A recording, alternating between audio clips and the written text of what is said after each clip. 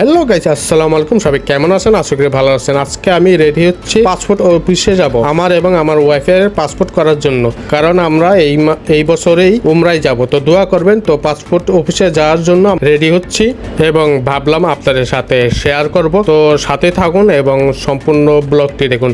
আপাতত ব্লগটি ছোট হবে, পাসপোর্ট অফিসে তো কোনো কিছু দেখানোর কিছু নাই, তো ভিডিওটা ছোট হবে। তো শুরু করা যাক আজকের ভিডিও, চলুন।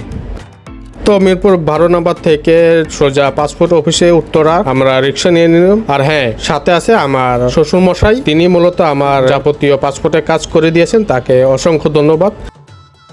তো চলে আসলাম, এখন বসে আছি ওয়েটিং এ যাবতীয় আনুষ্ঠানিক কাজ শেষ করার পরে। তো এখন অপেক্ষা শেষ করে আর এই রুমে যাব 203 রুমে। সেখানে আমার ছবি তুলবে এবং ফিঙ্গার নিবে। তো আমার ফিঙ্গার নেওয়া এবং ছবি তোলা শেষ। এই যে এই রুমে ফিঙ্গার এবং ছবি তোলা হয়েছে। আমি এখন অপেক্ষা করতেছি আমার ওয়াইফের জন্য। আমার ওয়াইফের সিরিয়াল নাম্বার ছিল 66 আর আমার ছিল 51। তো আমারটা হয়ে গেছে, ওর জন্য আমি অপেক্ষা করতেছি। তো আমার ওয়াইফেরও কাজ শেষ, এখন আমরা রওনা দিব।